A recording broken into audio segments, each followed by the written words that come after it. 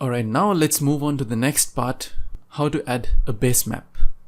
Well, ArcMap has quite a number of base maps included in the program. Now to access that, you can simply go to File and Add Data, and you can go to Add Base Map over here. And from here you can actually select different types of base map. Now we have the imagery with labels, streets, topographic map, National Geographic map, the terrain with labels, the OpenStreetMap. So depending on your choice, just make sure that you have a functioning internet connection and you'll be able to quite simply add the base map to your working interface. Now for this example, I'm going to add this OpenStreetMap. So let's see how it would look when I add this one. Now finally you get to see that we are working in some area which corresponds to this city of Cardiff of UK. And now you can see that how I have demarcated my area of interest. Actually, this demarcation was done just for the purpose of this tutorial, so there is no specific reason why I sort of segmented these two parts out. It's just basically to explain these concepts to you guys. Let me go ahead and maybe change the color of this. Yeah, so it stands out just a bit.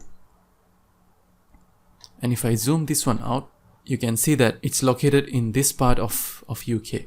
One more quick tip, if you wanted to zoom to the extent of your layer, you can simply right click on the layer and go to zoom to layer, and that'll sort of take care of all the zooming in to perfectly fit to the extents of your layers. And since we're talking about the base map, let's say if you think that your base map is a bit too sharp in terms of its colors, and if you would like to increase the transparency of your base map, you can simply go over here, right click to properties, and you can go to display, and over here you can increase the transparency percentage. Let's say if I were to put about 35, you will see that the transparency will increase, which will sort of give a bit more highlight to our existing layers because there's too many things going on in the background. So now if you wanted to see certain information from the base map itself, you can see that there's a river running down from here, which is the River Tuff. And if I were to activate my river layers, you can see that it actually gets placed perfectly on top of this river. And well, let me go ahead and activate this reverse dissolve, this reverse shapefile. Yeah, same for River Ely as well. As you can see over here, if I activate and deactivate, you can see that the source which I downloaded the data from has done a good job in terms of demarcating the extent of the river in this case. Alright, now since I have the base map on, I would also like to take this opportunity to explain to you guys how we can split a polygon. My intention is actually, let's say, to split one of these polygons based on this railway track that you can see over here. Not sure if that's very apparent to you guys or not. Yeah, it's this one. Let's say I wanted to split one of these polygons along this line. Now let's see how we can do that. So for that, I'm going to actually not use this original region of interest 1 or 2. I'm going to use one of those. Let's say I'm going to use this ROI union polygon.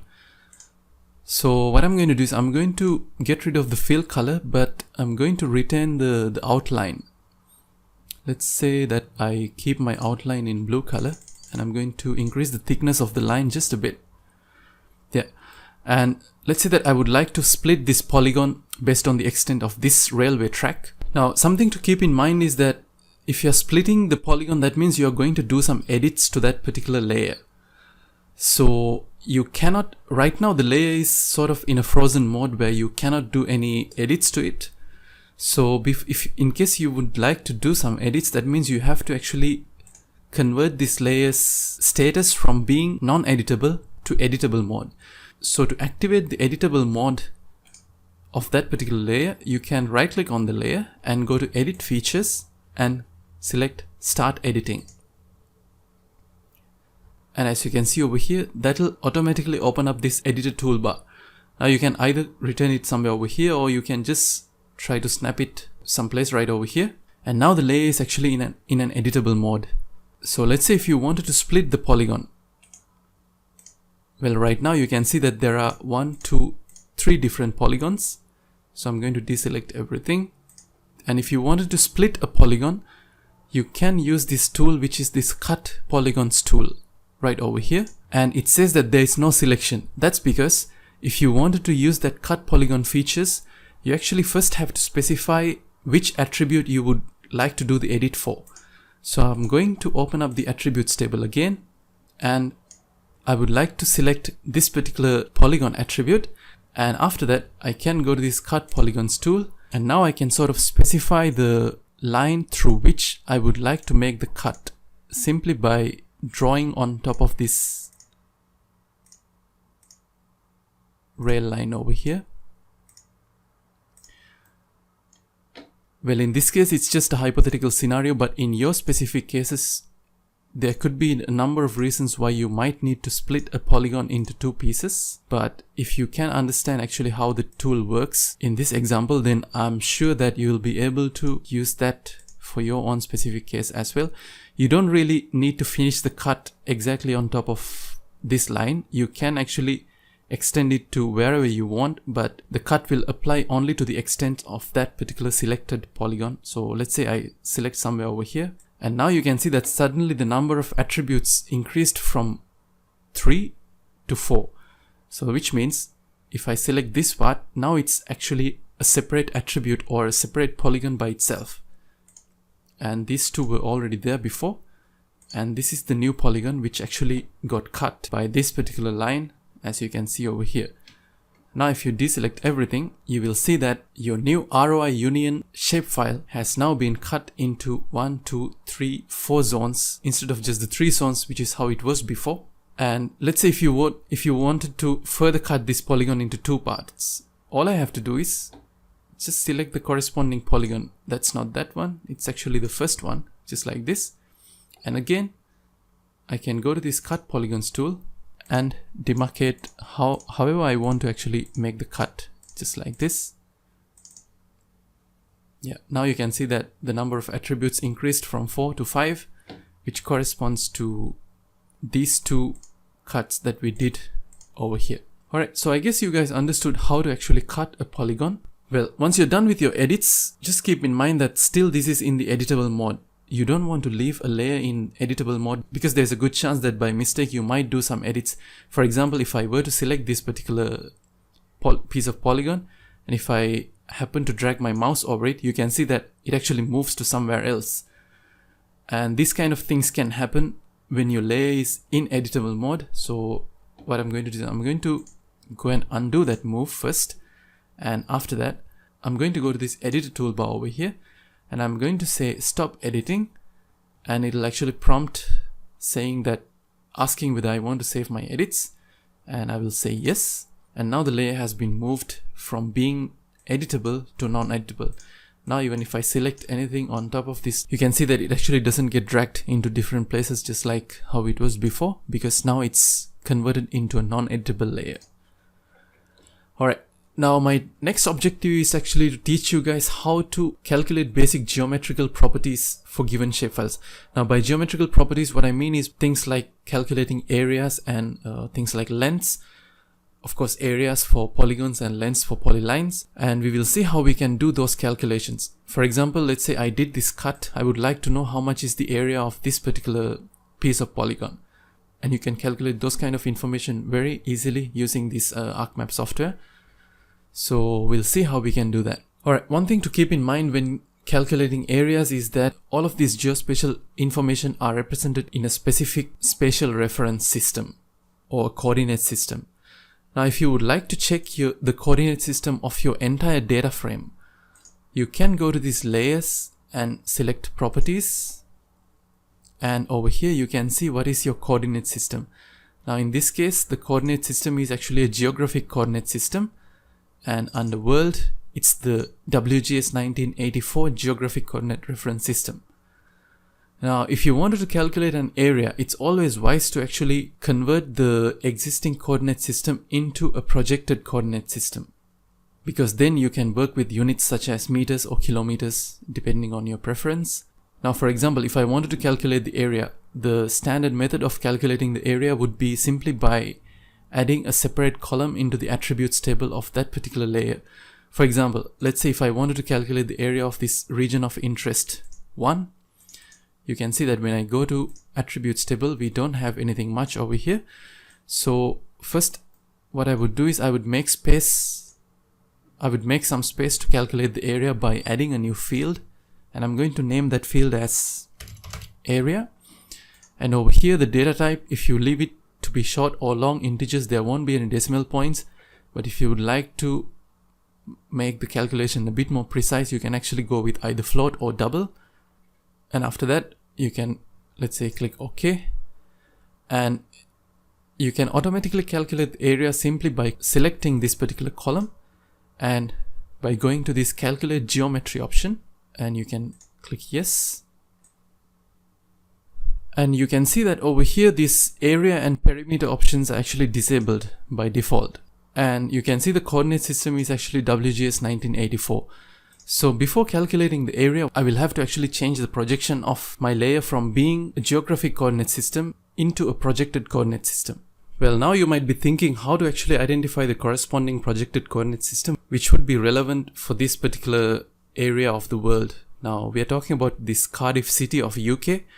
So what I would recommend is to actually find the corresponding UTM zone which can be used for your area of interest. And a quick trick that I do actually to find the corresponding UTM zone is, well, there are so many other references. If you just Google it, you will be able to very easily find the corresponding UTM zone as well.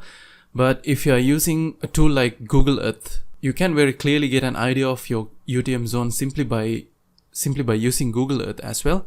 So I'm just going to show you guys that how I would normally do that. So you can just go ahead and open up Google Earth, and I will zoom into my area of interest, which is actually in Cardiff over here. And on the lower right corner, by default, you will see that when I move my mouse cursor around, the coordinates actually change. Now these coordinates are in lat long. So what I'm going to do is I'm going to go to tools and go to options. And from here, I'm going to select Universal Transverse Mercator, the UTM, and click apply and OK. And now when I move my mouse point over here, it'll actually show me that my UTM zone is 30. And of course we are in north, so my corresponding UTM zone will be 30 north. So what I would do is I will go to this search tool and I type reproject, and what I need is actually this first tool. Of course in the toolbox, this is where it's located at. Under data management tools, projections and transformations, project, you can simply open that up from here. So I'm going to project this region of interest from being WGS 1984 geographic coordinate reference system, which is the input coordinate system, as you can see over here, and the output coordinate system I'm going to select from here. Well, you can either navigate to the place if you know exactly where it is, or if not, you can actually type some keyword.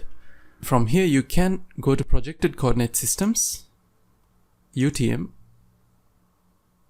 WGS 1984, and we are talking about the northern hemisphere, and my UTM zone is UTM zone 30, and click OK. And after that I can specify the path as well.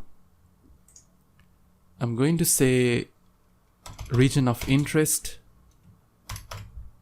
UTM 30 north. Well, this one is ROI 1, and then we can click OK.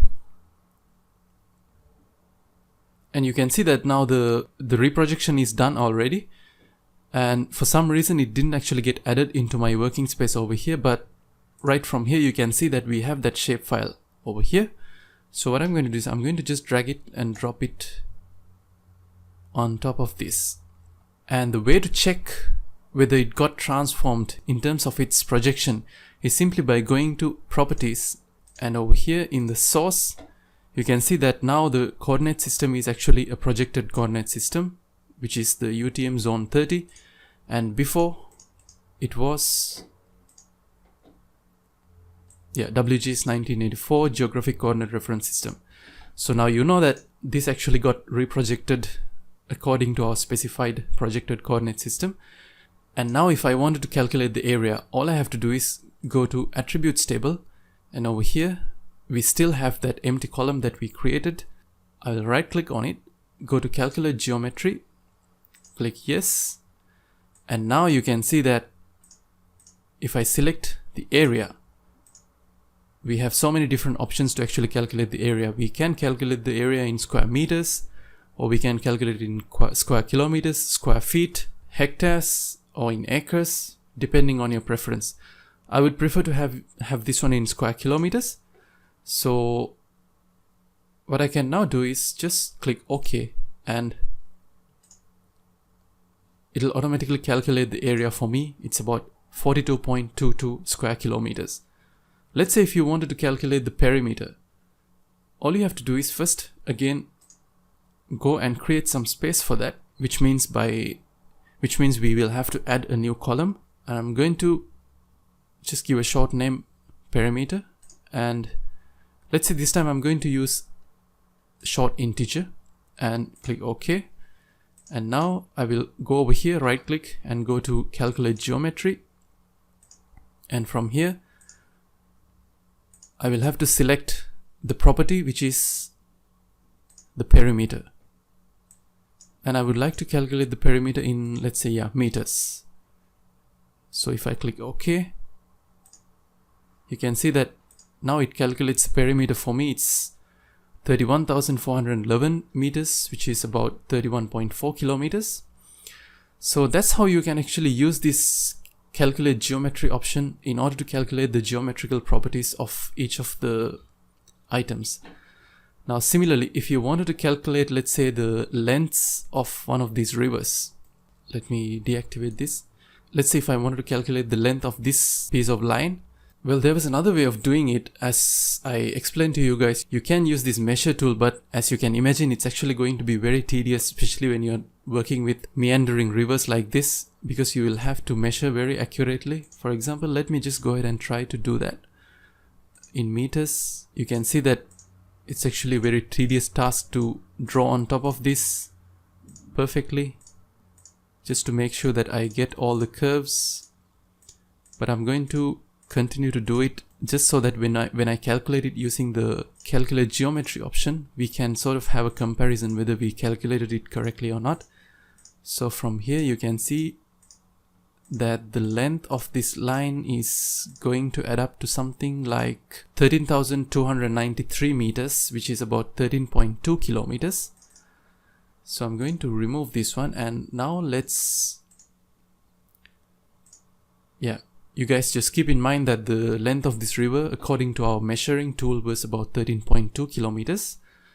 So we'll check first the coordinate reference system, which is in ArcGIS 1984. So of course we need to project that. So I'm going to take this reverse dissolve, and my output coordinate system is going to be projected UTM ArcGIS 1984 Northern Hemisphere, and going to be 30. I'm going to change the path to be reverse UTM zone 30 north. Alright, and click OK. Yeah, even though it didn't get added to the working space automatically, you can see from here that we have a new shapefile called reverse UTM 30 north, and we have that right over here. If I deselect this and maybe increase the width of the line, and now if I check the attributes table, you see that we don't have anything much over here except for the shape type and the name and the field ID. So I'm going to create a new field called length, and I'm going to keep it to be of type double. And when you go to this calculate geometry option, now you will see that you won't get things like area, because it doesn't actually make sense to calculate the area of a line. But instead it automatically gives you these options, which are the x coordinate of the starting point, the ending point, the midpoints, which are actually quite useful information, isn't it? So I'm going to directly use length from here and calculate the length in meters and click OK. And now you can see that the river which we measured by hand, we got something about 13.2 kilometers, which converts into something like 13,200 meters. But over here you can see that the actual length is 13,458.4 meters. Very precise and very accurate. And the other river, you can see that it's about 34,337.647121 meters. Well, similarly, let's say if you wanted to calculate the midpoints of each of these rivers, I'm going to create two more fields. I'm going to name this one as X, which is going to be of type double, and I'm going to calculate, well, I think it would be good to mention X underscore midpoint. To do that, maybe I would like to first get rid of this column. So all you have to do to delete a column is just right click over here and select delete field and click yes. And one more interesting thing and a bit of a strange thing in ArcMap is that to create new fields or to use the geometry calculator, you don't really have to activate the editing mode. You can do all of these things while the layer is actually in the non-editable mode. So that's something interesting. So what I'm going to do is I'm going to go to add field and create a heading called X midpoint. Put this to be of type double. And I'm going to specify another point called Y midpoint and put the type to be double as well. And from here I'm going to directly use the calculate geometry to calculate the X coordinate of the midpoint from here, which is going to be in meters because the unit which corresponds to this particular coordinate system is meters. So I will say yes, and that calculates the X coordinates of the midpoint of each of these rivers. And let's see if I wanted to calculate the Y coordinates, calculate geometry, and we go to Y coordinate of the midpoint, and I'm going to retain the units in meters. And so these are the X and Y coordinates which corresponds to this river Eli. I reckon it should be somewhere over here. Should be somewhere over here. And when it comes to the midpoint of river Tuff, it should be, well, just keep in mind that this is actually calculating only the midpoint based on this particular stretch, but I'm sure that the river Tuff will extend even further beyond up more than this, especially when considering the headwaters. But for some reason I have only this particular stretch of river Tuff, and the midpoint of that particular polyline should be somewhere over here. And these are the coordinates which correspond to that. Alright, let's go back to this banks layer. And let's say, for example, if I would like to calculate the X and Y coordinates of this banks layer for each bank, the X and Y coordinates of each bank, but you would like to do it in decimal degrees rather than doing it in meters. In that case, you don't really have to project this into a projected coordinate system. You can work with the existing WGS 1984 geographic coordinate reference system. So the way to calculate the X and Y coordinates would be, again, it's going to be the same method that we used, just that we have to create two empty columns to allow some spacing for that. So I'm going to add a field called X coordinate, which is going to be a double, and you can see that we have this empty, well, it gets filled up with zeros, but I think we can consider that to be an empty value. Y coordinate, again a double, and all you have to do is first select and go to calculate geometry.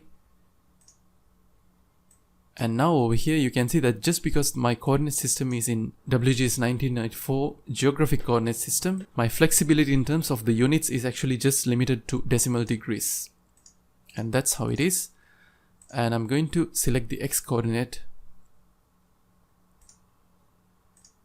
And now you can see that we get the X coordinate of each of these banks. And similarly, I'm going to calculate the geometry, and in this case it's going to be the Y coordinate. Yeah, now you can see that, for example, if I select the first row and if I kind of double click that, it'll zoom in to that particular point, and this is that bank. The XY coordinates in terms of decimal degrees is actually this particular value, as you can see right over here. Quite interesting, isn't it? Well, before we move on to the next part, I would also like to talk about the coordinate reference system of the existing data frame. Now actually there are two things: the coordinate reference system of each individual layer and the coordinate reference system of this particular data frame, which is basically your working space. I would like to put it like that. And the coordinate reference system of that is actually embedded in these layers. So I'm going to go to these layers, and if I go to properties, you can see that my data frame's coordinate reference system is actually still in geographic coordinate reference system. Let's say if you would like to put that into the same coordinate reference system, which was UTM zone 30 north, which is this one. And if I apply, you can see that the map will also change just a bit like this. And you can see that now we get something like a proper top view, because previously when we used the geographic coordinate reference system, we sort of got a stretched out view.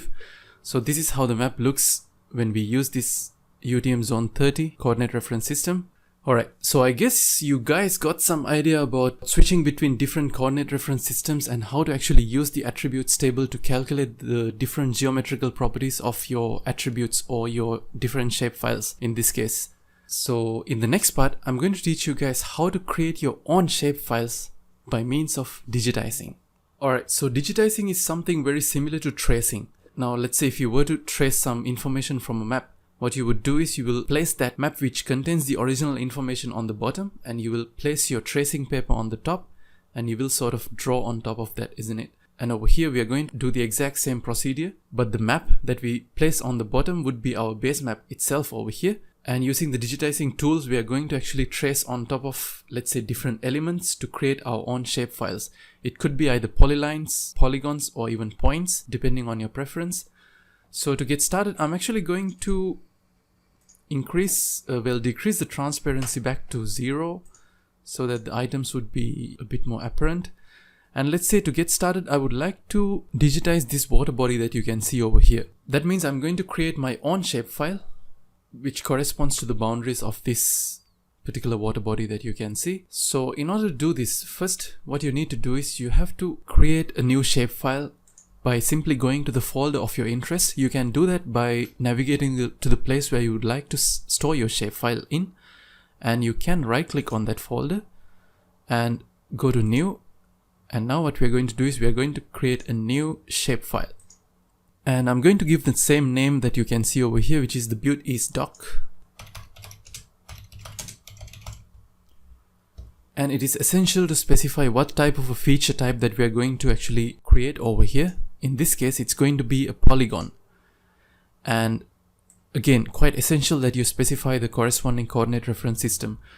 Well, in this case, let's say if I were to follow the projected coordinate system, I would go to UTM, WGS 1984, Northern Hemisphere, and go to 30 over here. And these are basically the things that we need to specify. After that, you can click OK. After that, you will see that this empty layer gets added into this layers panel. Now, if you open the attributes table, you will see that it's actually completely an empty attributes table.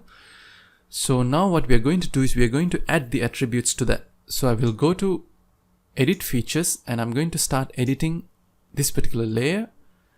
I will click continue. And after that, you need to make sure that your editor toolbar is active. In case for some reason, if it's nowhere to be found over here, you can either right click over here and you can activate this editor tool like this, or you can simply follow the standard method, which is by going to customize toolbars, and from here you can select or activate this editor toolbar. And once you're in the editing mode, when you select this create features button, it'll open up this Butte East Dock layer which you wanted to digitize or which you wanted to create. You can simply click on it once and you can create, and you can have a look at the available construction tools over here. I do not really want a perfect rectangle or a circle. I would like to have a polygon because I have some edges like this. So I would like to first click on this polygon tool, and after that you can actually use your mouse scroll wheel to zoom in and zoom out according to your preference. And after that, you can start digitizing. Basically, digitizing means we are adding these vertices in a way that we create a complete polygon. Well, you can zoom in according to your preference like this.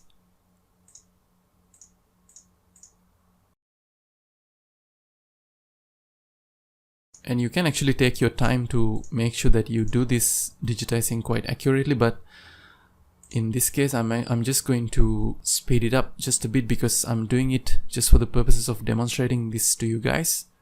Well, one of the issues in working with a base map is that it takes quite some time to actually load whenever you zoom in or zoom out. I assume that this also depends on how fast your internet connection is. So after you finish everything, you can actually double click to complete your polygon, just like this. And now you can see that we have created one polygon. And if you go to this Build is doc and open the attributes table, you will see that we have one attribute, which is this particular polygon that we see right over here. Now to conclude digitizing, all you have to do is go to editor and save edits, which means actually you're going to save your edits and you can basically stop editing. And now you have a brand new shapefile which is called Build is doc. Even if you refresh this, you will see that we have this new shapefile over here inside this shapefiles folder. But if you go to the attributes table, you will see that we don't really have the name Build is doc appearing in this attributes table. This is something you can add manually. Maybe you can create a new field called name, and this time you have to make sure that you are going to go with text. And now you can see that if you try to type the name Build is doc, you can see that nothing happens because we save the edits of this layer. Even though we are able to add empty columns into this attributes table, we are not actually able to edit them just yet because we are not in the editing mode. So we have to go and turn this layer into editable mode. And after that, you will see when you double click over here, you will get the cursor. After you enter the thing, you can simply go and stop editing. And at the same time, it will ask you to save it. And now let's say if you deactivate your base map and if you wanted to add this label, I will select the name, as you can remember, because my name of the Build is doc is actually under this name column heading. And now you can see that it appears as a separate shapefile along with its label, just like this. I'm going to reactivate this base map. Quite useful, isn't it? Now you don't actually have to restrict yourself just to one polygon. Let's say if you would like to create multiple polygons of different building footprints. Let's say something like this. So what I'm going to do is I'm going to again create a new shapefile called buildings, and that's also going to be polygon. The coordinate system is going to be the same. UTM zone 30. Click OK. And we again follow the standard procedure of changing a layer from being non-editable to editable by start editing over here, and then we go to create features and we click on this buildings over here, and we are going to click on polygon. So what I'm going to do is I'm going to maybe zoom in just a little bit. Well, after selecting polygons from these construction tools, you can actually start digitizing just like how you did it before.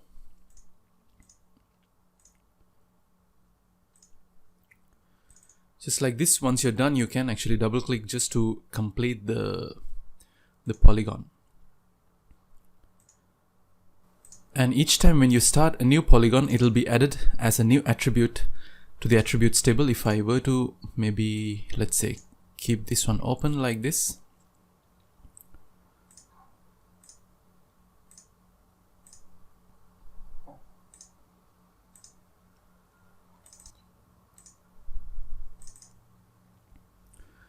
Well, for some reason, let's say if you would like to maybe get rid of the fill color while digitizing, and if you would like to maybe have a different color for the outline, you can do that too, just like this. And once you're done, you can go to editor tool and select stop editing, and you get the option to actually save your edits. Now if you do have specific names for the buildings, you can add that over here as well. For example, let's say I will create a new column called name and put the type to be text.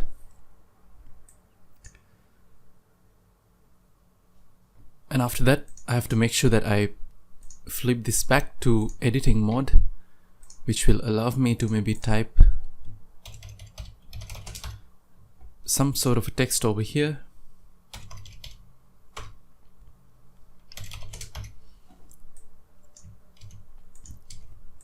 You can even copy and paste the same thing over here.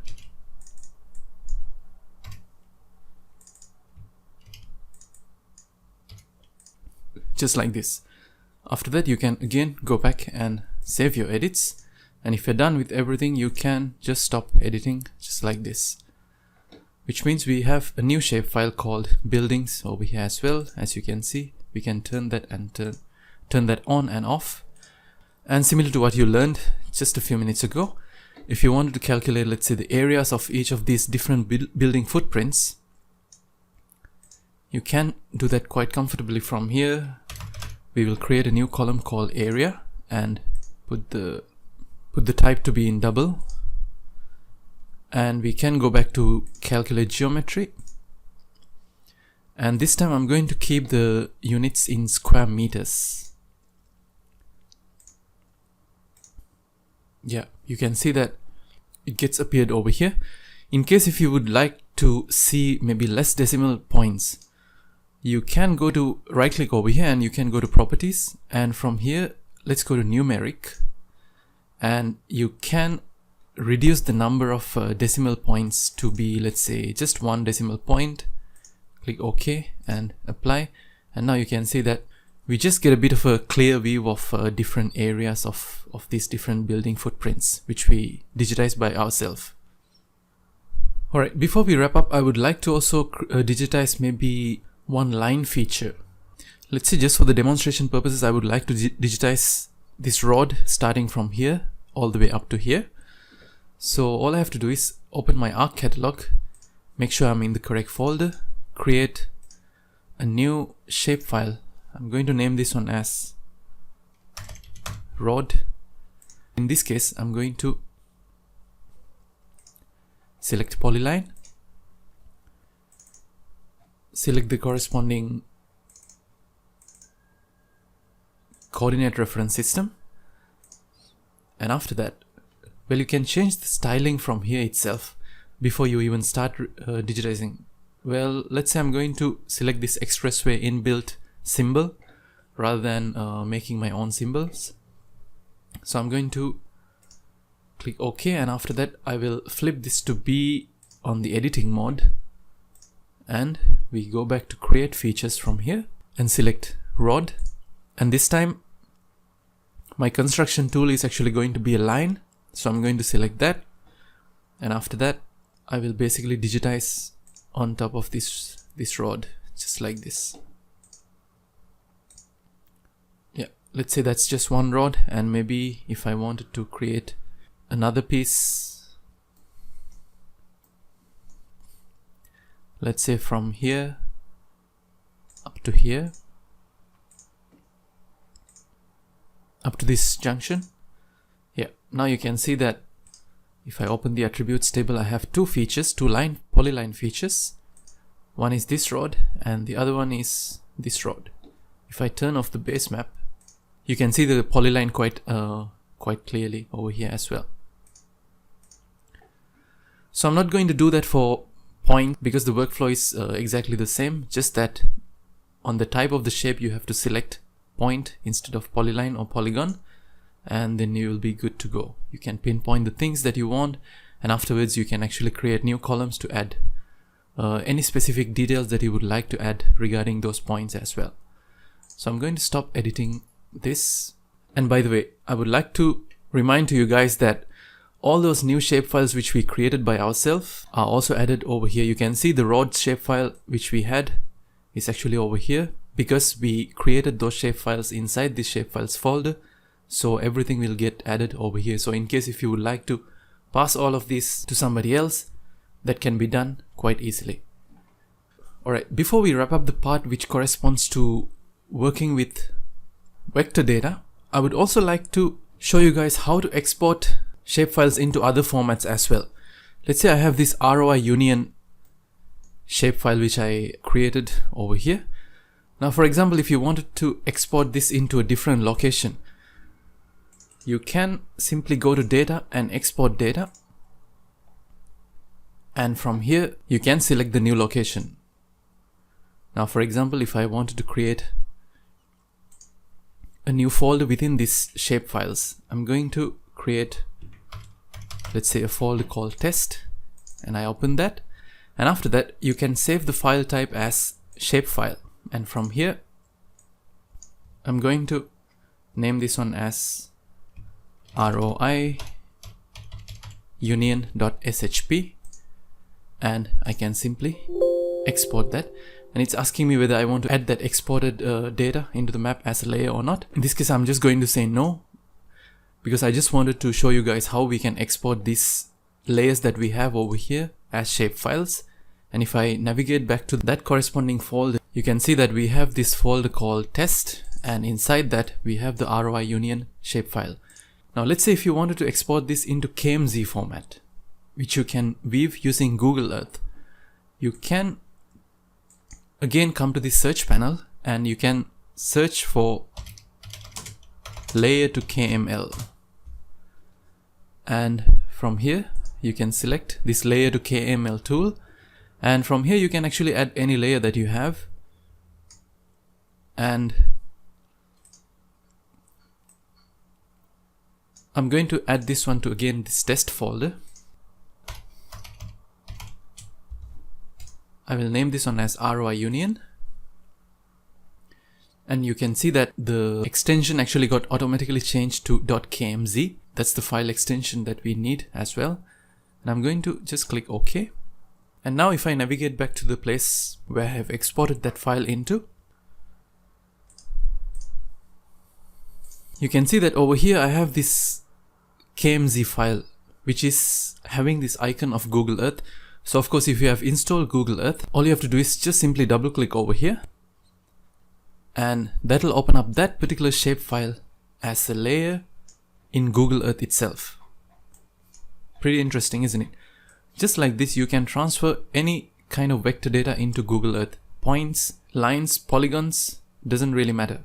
And if you actually had some meaningful information inside this attributes table, you can weave that as well from here. And if you activate your panel over here, you can see we have now the KMZ file called ROI union, and if you expand that, you will be able to see the different polygon features. So this is just like weaving the attributes table in ArcMap, but over here we have the option to sort of turn on and off not just the entire layer, but the different attributes of the layer as well, which is quite interesting actually. So that was how to export vector layers from ArcMap into programs like Google Earth by converting the format from being S3 shapefile to KMZ. Alright guys, now in the next part, I'm going to move on to working with raster data.